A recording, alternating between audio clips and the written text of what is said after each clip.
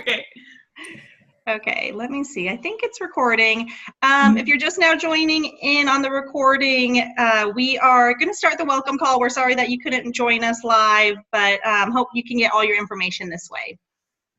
So I'm going to start. I want to share a little bit about the purpose of these calls. First of all, we really just want to make sure you are very clear about everything that needs to happen from now until you get here on May 29th. So this is our time in person to ask any questions you have. Really, like, we can go as slow as you need to make sure you feel clear about what is going to happen over the next few months, because we know there's just like a lot of pressing questions and timelines. But before I begin that, I guess I would just love to hear from you, Roshana. Are there any things that you want to have be true from now until you arrive in May? Like any questions that I had? Just what do you think is most important, I think, for you to do over the next few months? I feel like just get organized. I feel like I want to know like what I need to do because I feel like it's definitely like a long way from home. So I want to feel like I have everything set up to like make me go down there and just have everything instead of scrambling. So just like if I can get like exactly what I have to do and when I have to do it, then that would really help me. Great. Well, that is the part of onboarding, in addition to a few other things, but I think that's good to know that that's really important for you. The transition is going to be fast, and you're going to be jumping into a new city. So we will try our best to make that as calm and smooth as possible. A couple other things we're going to be talking about is what we call onboarding. So I want to share our website. I'll do it. Okay, thanks. Irma's going to share this in the chat box. If you just bookmark this site, and then you can go back to our shared screen, and I will walk you through it. Okay. I bookmarked it. Great. Okay, so this is the Houston Hub. This is a site that you will be using for everything throughout your 2-year experience in the course. So it's important that you just get familiar with it. I'm going to quickly walk through some of the different tabs. You will get more tabs when you become a core member, but for now, this is all you need. So the About Us tab is so you can learn some of the staff members that you'll be engaging with over the next few months, and if you just want to learn more about our region. So work that we're doing, our current partners, news about core members and alumni, and spotlights, all of that can be found here, especially if your family's like, what's going on in Houston? Yeah. Shoot them to this site so that they can look through it. Okay. The resources tab here is focused on financial resources and housing resources. To your point about the transition being great and wanting to feel like it's smooth, take some time here to really go through the finances and the housing document. So financially, we just know it is super, super important that you are saving as much money as you can now to prepare for this summer. This financial, the tab there will kind of walk you through the expenses you're going to need over the summer. And then if you have questions, Irma and I are going to be the 2 people you're going to reach out to about that. And then housing, it's not actually that necessary that you look into housing at this point. We tell people to wait till summer and when you're here, but most people cannot they just like get too anxious doing that. So they go ahead and look for housing on their own, and that's fine. We put the resources here for those people. And then onboarding. So any questions before I jump to onboarding? No. Okay, so I'm going to click on the onboarding tab. Onboarding is what we call the preparation time from now that you've confirmed your offer, until you get here on May 29th. So when you click on this tab, you will see it's broken into 4 experiences. Experience 1 is really focused on some of the nitty-gritties of being able to even teach in Texas. So making sure you're really, really clear on certification, making sure you're ready to go for interviews and you can get hired ideally before you get here. Experience 2 then shifts to how are you preparing to be a classroom teacher. So we start that off by considering how race and class affect students and communities and how it's going to affect your role. Move to more concrete classroom actions. This is really focused on how are you teaching lessons and how are you building a culture in your classroom. And then finally, experience 4 is just about getting you in the right mental space to be able to join us in the core. So we know there's a lot of challenge and struggle when you're a core member. We want to make sure you're mentally prepared. Okay, so as you shared earlier, you know there are things to do. You want to be clear on the timelines. We've tried to lay that out here for you. You are a second, you just confirmed your offer, so you're in the second deadline. Okay. That means by the end or by February 2nd, everything in Experience 1 should be completed. So that includes, we're going to do these two things today, but that includes registering for an exam, getting ready for interviews, and taking your exam. Okay, so by February 2nd, you will have taken your exam, shouldn't have to worry about it anymore. Then towards the end of February is Experience 2, and the only reason why we have a hard deadline for that is because at the end of that diversity, equity, and inclusiveness experience, we're going to come together for group calls. So we were hoping this would be a group call, but you're the only person that can make today's call. For the next one, it should be a group call, and you'll get to learn from one another and just start building relationships with each other. Okay. And then finally, Experience 3 and 4, we don't have a hard deadline for it. We know it just needs to be done before you get here because we're going to be using those learnings in your summer training. Okay, that really allows you, you know your schedule, you know your busy times when you actually have time to do some of these things, so just make sure you're planning ahead. Okay. Okay, any questions about those two things? Yeah, that's perfect. This is like exactly what you were wanting, huh? Yeah. So we also know it's really hard to keep track of all of it. Down below at the very bottom, you're going to see the progress tracker. We already have in our first deadline about 50 core members. So here you can see how people are progressing. Some of them have completed everything for Experience 1. Some are like still completing tasks. You'll find your name and be able to, we'll mark it green as you complete it. So when I go to the down here at the bottom, second deadline tab, this is going to be everyone in the second deadline. We're going to have about 30 people in this deadline. So here you can see you're on the call, you're already marked green. Okay. Okay. As you complete stuff, you can just always check here and make sure that you're marked off.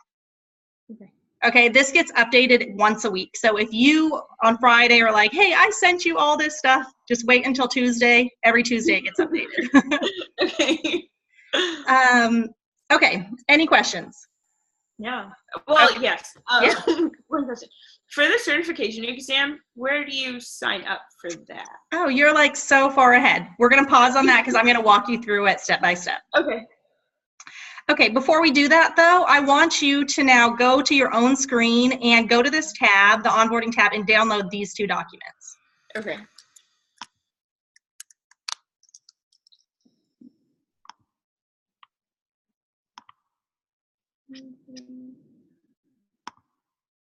And just let me know when you're ready.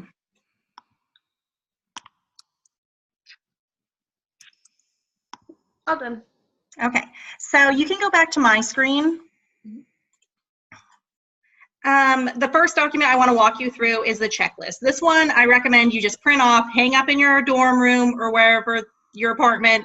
Make sure you have it easily accessible. That tracker I showed you a minute ago is really for Irma and I to be able to check, have you sent us everything that we need to have? Okay, this checklist is for you to know, have I completed everything I need to complete? So some of these things you don't need to send us, but you still need to do. This just walks you through every single thing, where to find it, and you can just mark off if you've done it or not. Okay, so print this off. It seems like a lot, but once you start breaking it down, most of them go pretty quickly. Okay. Okay, and then this one. This is your onboarding guide. This is going to walk you through all those experiences and really just give you every bit of information that you need to know. So here you'll see these are the 4 experiences I talked about. When you click on it, you have to download it to click on it, but it'll walk you through every single thing. So we're going to be jumping into certification in a minute. Before we do that, I'm actually going to have you take a minute and just read the things that we want you to know by the end of the call. Okay.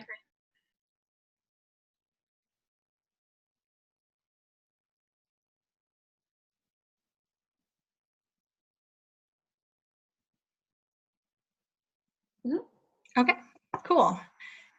So again, this is in your onboarding guide. Feel free to print this off or just type into it as you complete this.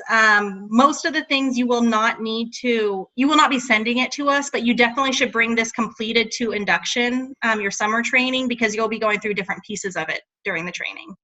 Okay.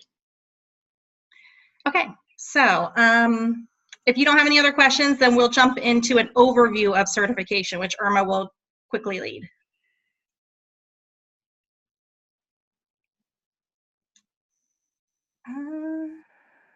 Sorry, let me get, okay, there we go.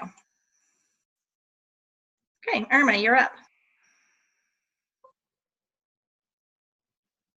You're on mute. Thanks. I did that because my dog is over here and I don't want her to bark. So getting certified, there's 4 different steps. So the first step is something that you're already doing. You're getting your bachelor's degree. And so for others that are not on the call, one thing that they need to make sure is, one, that they're on track to get their bachelor's degree by the end of the year, which is by June. They need to have their degree conferred by June 2018. And also finish up their semester strong. And so they want to make sure that they're getting at least a 2.75 their last year or overall in their undergraduate degree. So the next step. So in the state of Texas, there's 2 ways to become a certified teacher. You don't have a prior certification, right? No. No. So one thing, if you were to come into our program with already an education degree, then you wouldn't need to do this. So what it is you will be enrolling in what's called an alternative certification program. And this allows you to gain a Texas credential as a Texas teacher. And so you gain this in one of 2 ways. Either you go through your undergrad as an education major and you test and you get a Texas credential, or you go through this program which you're going to, which is called an ACP. Oh God. Yeah, the one thing about the ACP to note is it's a year-long process. You will not actually finish your alternative certification until the end of your first year. Okay. And this is the thing that you were asking about before. And so the next step that you're going to do is you are going to be taking a content exam. Can you tell me which content exam you're going to be taking, or what's your assigned area? I don't know where my assigned area is. You don't know? No. Let's see. Sorry. No, that's okay. That's okay. I will have it by the end of this call, and I will let you know. When you were given the offer, did it say what you would be teaching? Like elementary, middle school, high school. Was it K through 6? Mm-hmm. Okay. Yeah. So you are going to be taking an exam called Core Subjects EC6. Okay. And there's other exams as well. There's the Core Subjects 4 through 8. And there are high school exams, which are specialized in math, science. And there's also a bilingual, which they actually will take 3 different exams. They will take a Core Subjects EC6, a bilingual supplemental exam, and also a proficiency test. And so if you're one of those people watching this video, you will get that information as well. One thing to note for you, since you're going to be taking a content exam, an EC6, you will also be taking an ESL supplemental exam. Okay. And actually, we're going to go over that a little bit later. And so I just want to bring that up to you right now so that you also know that you're going to be taking those 2 exams. And so the next one. So you finish your bachelor's degree, you're enrolling in an ACP, you've taken your content exam. And so another thing that you're going to do right before you start teaching kids at the end of the summer is you're going to be applying for a probationary certificate. And so this probationary certificate allows you to get in front of students. And so 2 things need to happen. You're going to get a fingerprint done, which is $45, and then you actually have to apply for the certificate itself, which is $50. Okay. And one thing that I want to note here is that the probationary certificate requires this fingerprint, which is different than the fingerprint you're going to have to do for TFA, which is free. And so I just want to make sure that when you get to the summer and you're like, oh, I've already done a fingerprint, how come I have to do another one? It's because of this. One of them is like a national fingerprint, and one of them is a state fingerprint, which is required by the state of Texas in order to be a teacher. Do you have any questions about what I just went over? Mm-mm. No? Okay, perfect. Let's share this again. Okay. So Irma just went over the broad overview of what certification means. Now let's actually talk about what the heck you're going to be doing over the next few months. So I'm going back to our onboarding website. I really want you to be able to like get around this website easily. So I'm going to kind of walk through it slower than, you may enjoy. But I'm going to start with the view experiences. So I'm on onboarding, right at the top, view experiences. We're in experience 1, which is steps for certification and hiring. Here you'll see we broke it into 2 pieces. We first want to focus on certification, then we're going to quickly go over the hiring process on this call so you're clear on both of the steps. So under certification, when I click here, this is what Irma just talked to you about. So you have all of it, you know the cost of everything. And then down below is all the steps and directions for completing everything. So the first thing we're going to ask you to do, and this is what you'll do at the end of today's call, is complete your onboarding survey.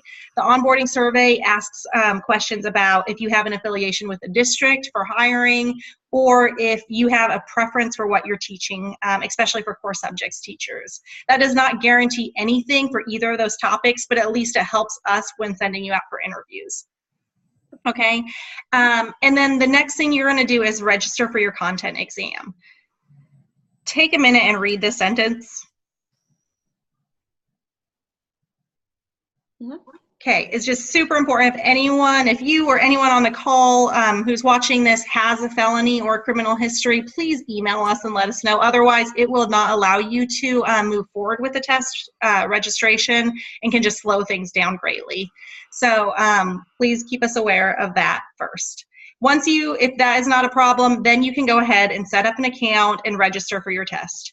There is a very specific way you have to do it as a Teach for America core member. Don't just try to go to the website and figure it out yourself. Please follow the steps because that will save you a lot of time and headache. And then as Irma said, you're going to be registering for 2 exams, core subjects EC6, and then English as a second language.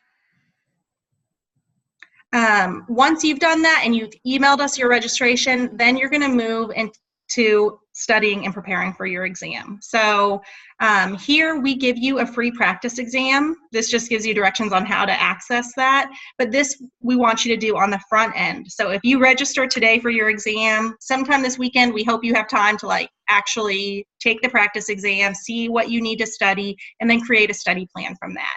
We'll give you another practice exam if you need one. Okay.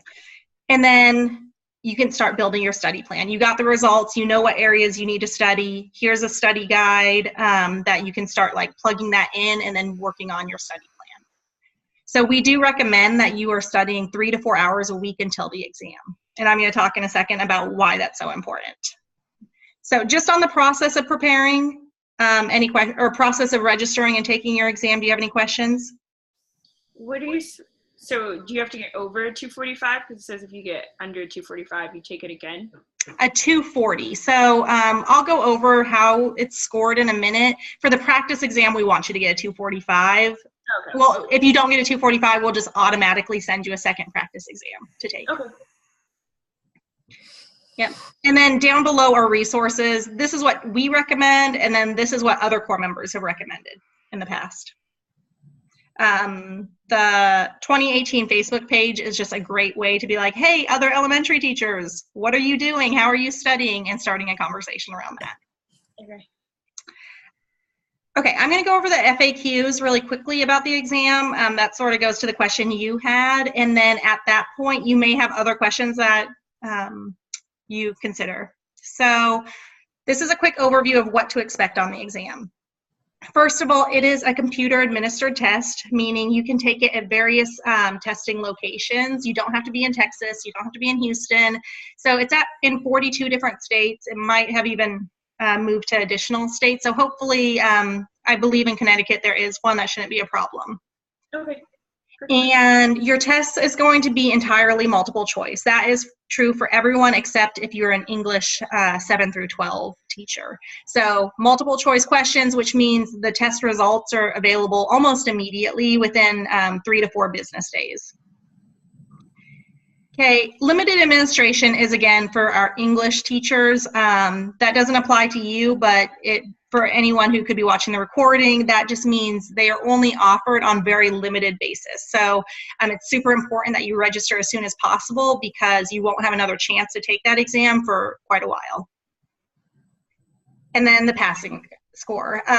It is on a scale, and so the scale score is a 240, which you'll have a better understanding of that after you take your practice exam and get your own scale score of how you're doing. Okay.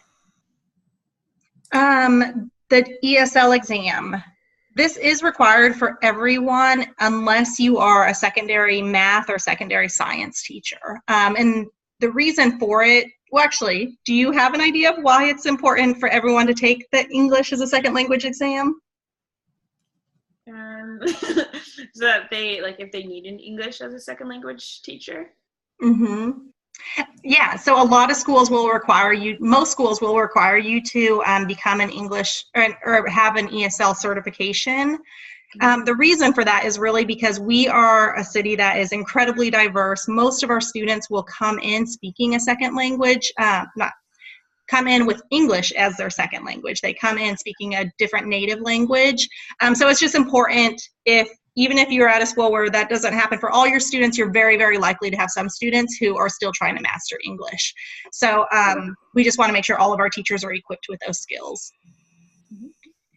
And then what happens if you don't pass? That's like the big question. So first of all, the way core subjects exams are broken up is there are 4 to 5 different sections. So you may have a math section, science, social studies, English, language arts. Each section you will get a pass or fail score on. You have to get a 240 in every single section. Okay, so if you pass all the sections, but with science you do not, you need to retest only in that subject, only in science. Okay. Okay. Now you are able to retest. The delay here is 45 days. So if you take it on February 1st, you will not be able to take it again until middle of March because you have to wait the 45 days to retest. And that has implications with hiring because we cannot send you out for interviews until you pass your exam. So that's why it's just really important. That's why we have it as the very first thing you do is register for your exam, take your exam by that deadline. So in case you don't pass, you do have attempts to retest. It says here you will have 5 attempts at each exam. That is true for the state of Texas. You can take the elementary exam up to 5 times. After that, you're no longer eligible for it.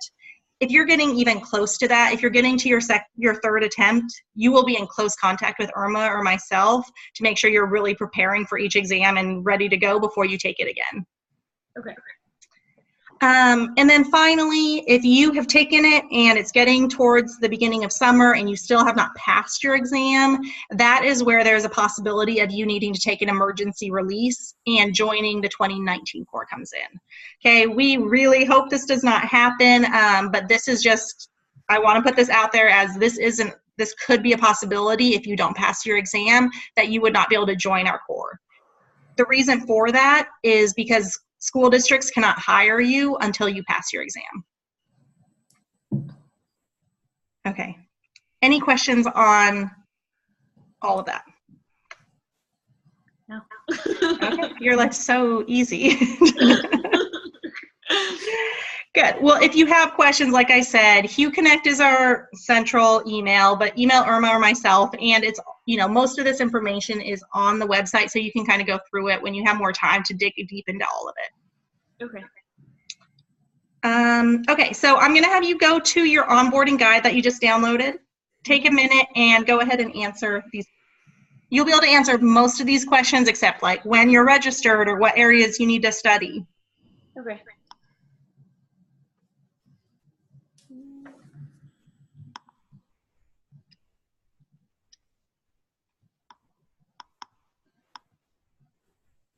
Are you opening the Google Docs? You can open it if you download it. So Do you see that little down arrow button?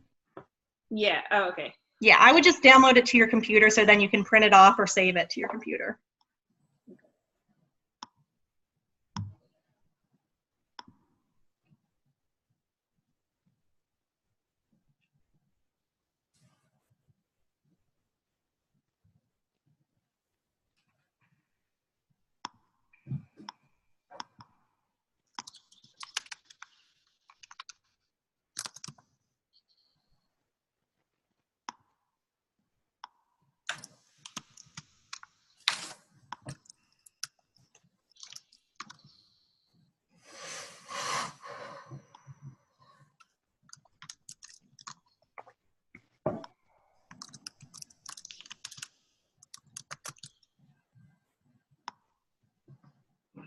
Okay. Okay. Did you have any questions about any of them as you were going through it? Sorry. Cool. No, that's great. We must be doing an excellent job with this.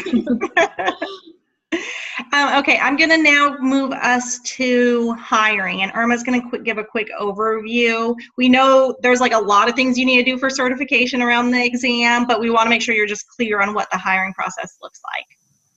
Okay, so first of all, I'm going back to our onboarding page, view experiences, experience 1, and then the hiring. Mm-hmm.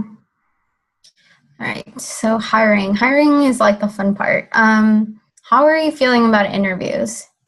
Good. Good? Yeah, I'm pretty good with interviewing. That's good. I'm sure maybe like the other people on the call might not feel that way, but yeah, interviews. We're actually going to do a lot of work with interviews, so it's good that you feel confident about the interviews. I'm actually going to walk through like what the hiring process looks in Houston. Grace showed you the timeline. And so part of the first experience 1, you're going to be submitting a resume. And so I know for TFA you submitted a resume and you're going to adopt it actually to a template. And so it's down here. And we're also going to do a mock interview just to get you prepared to like really like shine in this interview with principals. Once you have finished your resume, we're going to send it out to district for placement. And this is where things get really different depending on each person, because each person is going to be assigned to a different district. And so all districts have some sort of either initial screening, some sort of application process, and so you'll go through that with them. This timeline could vary all the way from like February when your first deliverables are due to all the way until like the end of institute. And so I want you to be like really flexible throughout this process. And then once, and Grace, actually, and let me actually show you a little bit something else. So you are actually going to sign up for an interview time to do your mock interview. And so this is how their first EDL, first DL look like. And so if you have a chance and you're like, oh, I have some free time and I can do it before the deadline, you can go ahead and find a date that works for you. And then you have a link to a staff member that's available during that time. And we can conduct your mock interview just similar how we're doing it now. Yeah, if you scroll down further, because we're still trying to do all our mock interviews for the people in the first deadline, but down below you'll see second deadline. So you can go ahead and sign up, right after this call, find one of these time slots that work for you, just so the time is reserved. And it like Irma said, it's just good practice to get in for your actual interview. Mm-hmm. And then if you can scroll all the way up, Grace. Mm-hmm. So the last part is actually interviewing with the principal. And so one thing to note about that is that whatever offer you get, that's the first offer you're going to need to take. And so you will only go through one principal interview at a time. And if for some reason that doesn't work out, then we'll, of course, share your resume with someone else. And so after this, do you have any questions about what this hiring process looks like? Can you sorry, you said so after you meet with the principal, you take that position. So you only interview with one principal? Yep. You only interview with one principal at a time. Okay. Okay. And so once we get a response back from them, then we would either, yes, you would accept that offer, or we would move on to someone else. Okay. But any questions about how the hiring process works? So do you interview in the summertime? You'd interview So it can depend. It can be as soon as February. I have some districts that do hiring really early in the year, and I have some that will do interviews later in the year. And so there you could still be going through interviews in the summer. So that process will be varied. And so it will require some flexibility on your part. So you'd go to Houston for interviews, right? So during the school year, you're not going to be in Houston, so you would conduct the interviews via Skype. Okay. And here during the summer, we've actually have conducted interviews in person, but usually they're over the phone as well, unless we organize an interview day. Okay. Just a couple other things to add here. Within, I forget what day actually, when we get back from break, so I think it's that week of January 8th, you should find out what district you're assigned to. So you'll already know what district and a little bit about that hiring process, which will help confirm some of the details about what it's going to look like for you. And then, yeah, our goal is also to make sure, or to try really, really hard to get everyone hired before you get here. So that is our goal. It doesn't always happen that way. So we want you to be flexible, but we're going to be working really hard to try to get you hired before you arrive to Houston. Thank you. Okay. Anything else, Irma, you want to share?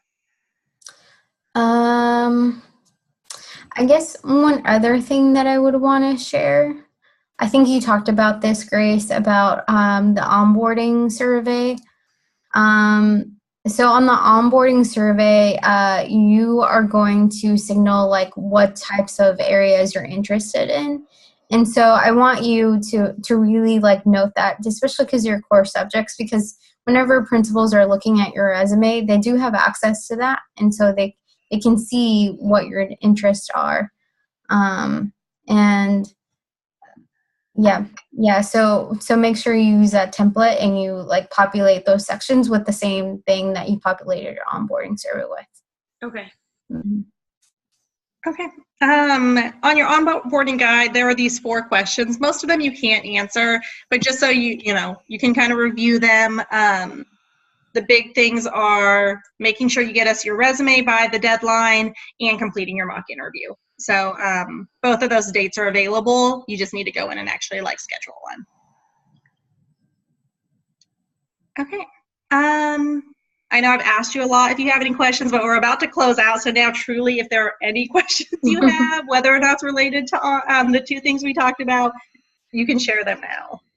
Okay. So with the chart of your progress of what you're doing, so do you automatically get that when we finish it, or do we send it to you, screenshot the confirmation email and send it to you so we know that we're doing it? So it really depends on what it is. Here, it'll tell you every time you need to send us. So prepare your resume, email. If you look at the steps, it says email it to HughConnect. Complete the mock interview. As soon as you put it in here, we have access and we can go check it. But with certification, some of the things, here, let me actually go to the progress tracker. Some of these we will not have access to unless you send it to us. So registering for your content exam, we don't know if you've done that until you send us the registration. Okay. A lot of these other things we can actually go into our own systems to see, have you taken your practice exam or not? Did you sign up? We can check that on our own. Okay. Yeah, so if you need to send it, it'll be in the directions. Just make sure you actually read all the bullet points. Okay. Okay. Anything else? Yeah, for the summertime, I know like you talked upon it a little, but I read that like you don't need housing for the summer, so where do you stay during the summer? Mm-hmm. Housing is only, well, you will need housing for the end of the summer, but while you're in Teach for America's training, so from May 29th until the end of Institute, which I believe is like July 8th or 9th or something, you're going to be staying at University of Houston. We provide housing in their dorms. They have suite dorms. So you will be staying at University of Houston. Food will be provided, housing is provided, and then any required transportation. So you'll be teaching summer school. We have buses that will be sending you to the schools and back, and like sometimes shuttle buses for like going to Target and things like that are available. So if I was to bring a car, should I bring it down for that? Yeah. It's up to you. Most of our core members do bring a car because it's just nice to have that freedom to go where you want on weekends. But if you do bring a car, no, you will be responsible for paying for parking. It's pretty cheap. I think it's like $35 for the summer. So that will be one cost you would have to incur yourself.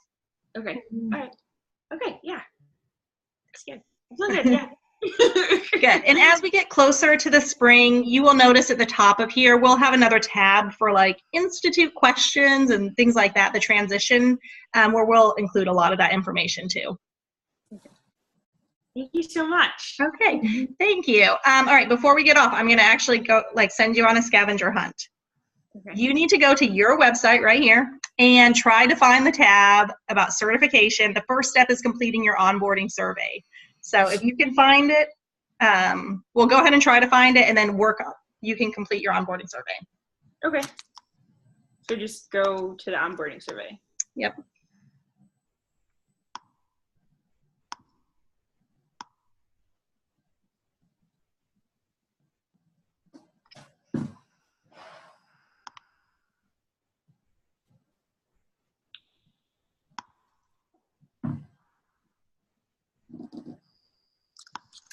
Okay. Were you able to find it?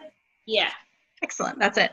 Okay, great. Yes, you will need to complete that. Since it's open, you should just complete it now. But again, just make sure you are pretty diligent about going through all the steps, and you should be taken care of for the next month or so. Okay. Okay. And before we get off the phone, so our office is closed from starting this Friday,